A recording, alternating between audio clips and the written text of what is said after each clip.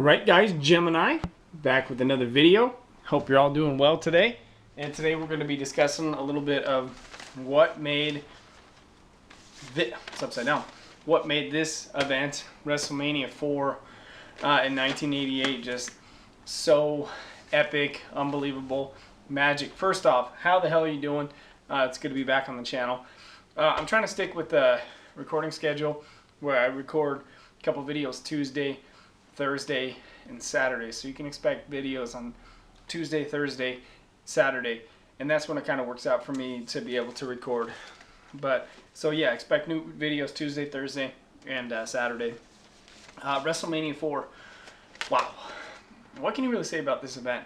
And I know a lot of people aren't going to watch this. It's not NXT or Nakamura or anything exciting. And these days my videos get tons of dislikes no matter what I upload, and I'm totally okay with that. I think the videos are more triggered towards the older fans. Okay, so going into WrestleMania 4, you had Hulk Hogan, who had been the world champion since January the 23rd, 1984, when he beat the Iron Sheik in Madison Square Garden. Okay, so Hogan was the champion from January 23rd, 1984, all the way up till, what was it, February of 1988, when he lost the belt to Andre in a very controversial fashion. You know, they had like this whole twin referee angle, and Earl Hebner and David Hebner were in on it, and the $1 Million Man, you know, basically bought the belt off of Andre the Giant.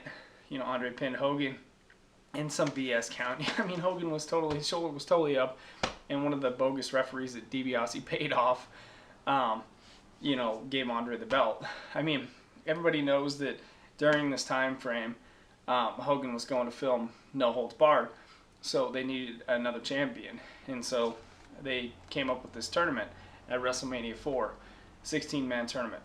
And you had, I mean, the competitors in it were, I mean, fantastic. You had Hulk, Andre, Ted DiBiase, Hacksaw Jim Duggan, The Rock, Don Morocco, Dino Bravo, Ricky the Dragon Steamboat, Greg the Hammer Valentine, Macho Man Butch Reed, Bam Bam Bigelow, One Man Gang, Jake the Snake, and Ravishing Rick Rude. And it was a 16-man tournament. And it was one of the coolest concepts they ever came up with for a WrestleMania. And I wish that they would do a WrestleMania again with a tournament, like a real tournament. You know, it was, I mean, you had legendary announcers doing it. Jesse the Body Ventura and Gorilla Monsoon. This was the first 4-hour pay-per-view, and you can see why it's up on 2 tapes too. You know, this is total old school right here. I paid like $50 off of Amazon for this treasure. I mean, I mean, as a kid, when you saw this in the video rental store and you saw the big Hulk Hogan on the front, the big pop-up, I mean, you saw this tape and you had to rent it. I mean, there was no way you could pass that by and not rent it. This right here, this WrestleMania 4 tape, is one of my true treasures in my wrestling collection. You know, people can say what they want about me and whatnot. You know, they can say, oh, Gemini sucks and he's old news, and oh, Gemini this and that. Say whatever they want about me. But they'll never take away my love for WrestleMania 4, the 16-man tournament where Macho Man Randy Savage defeated 4 guys in the same day. Butch Reed in the first round, Greg Valentine in the second round, One Man Gang in the third round, and DiBiase in the finals. Won the world title, put Elizabeth up there, and I had Hulk Hogan out there with him, and then the Mega Powers ran wild all year in 1988. I mean, there was other good matches too, you know. They had a good 6-man tag with the Bulldogs and Coco versus the Islanders and Bobby the Brain. And if you remember that, Bobby had on the dog suit, so the Bulldogs dog, Matilda, wouldn't attack him, and Matilda wound up attacking Bobby at the end anyways. Hercules and Warrior in a grudge match. It was, as DiBiase says, bowling shoe ugly. You had Intercontinental match.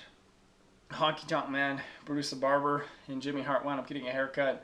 And then the tag match to Strikeforce and Demolition. And that was Demolition's first tag team title victory. Yeah, it's a true treasure in my collection. Donald Trump, it was at Trump Plaza.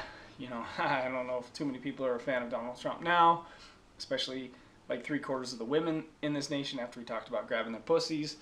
But overall, solid event.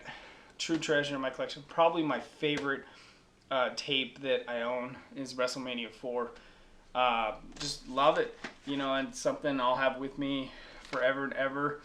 and there's no value that I would ever sell this tape for. I would keep this one forever. So many memories of when I was a child, just renting this as a young kid, 8, 9, 10 years old, and just watching it over and over and over, and never getting enough of the WrestleMania 4 tournament. So yeah, that's going to be my thoughts on WrestleMania 4. Hope you enjoyed this video. Thank you so much for watching.